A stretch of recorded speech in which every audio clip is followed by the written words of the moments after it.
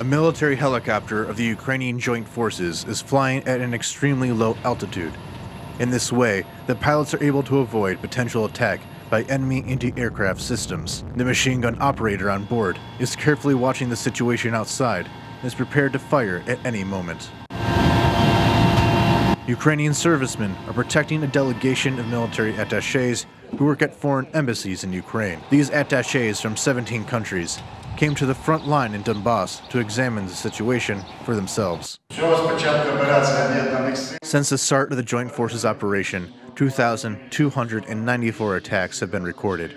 636 of them were conducted with weapons prohibited by the Minsk agreements. This data has been collected over the past 2 months in the zone of responsibility of the North Military Group. Its units are holding the line in the Luhansk and Donetsk regions. They saw how Russian hybrid forces shelled not only military, but also civilian targets.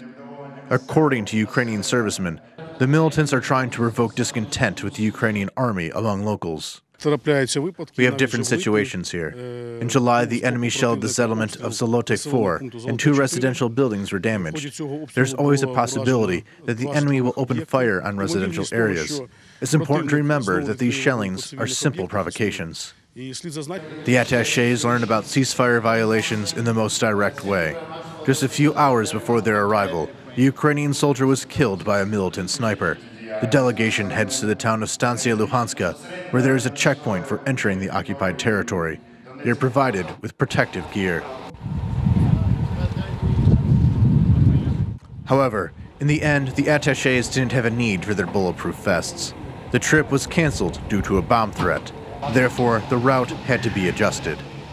We are ready to fly anywhere on a daily basis. This is a mobile hospital in Severodonetsk, where soldiers wounded on the front line are treated.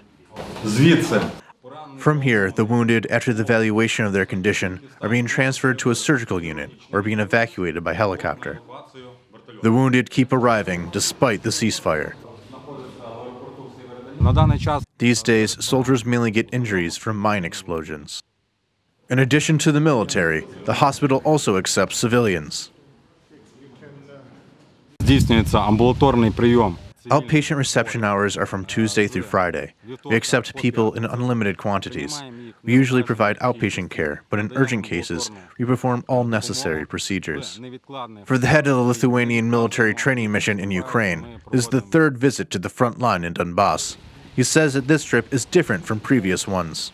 This time, he had a chance to talk to the soldiers and see command and control posts.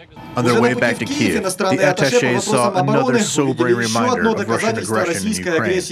And one of the airports, they saw ambulances taking away wounded soldiers. Игорь Меделян, Луганская область, UATV.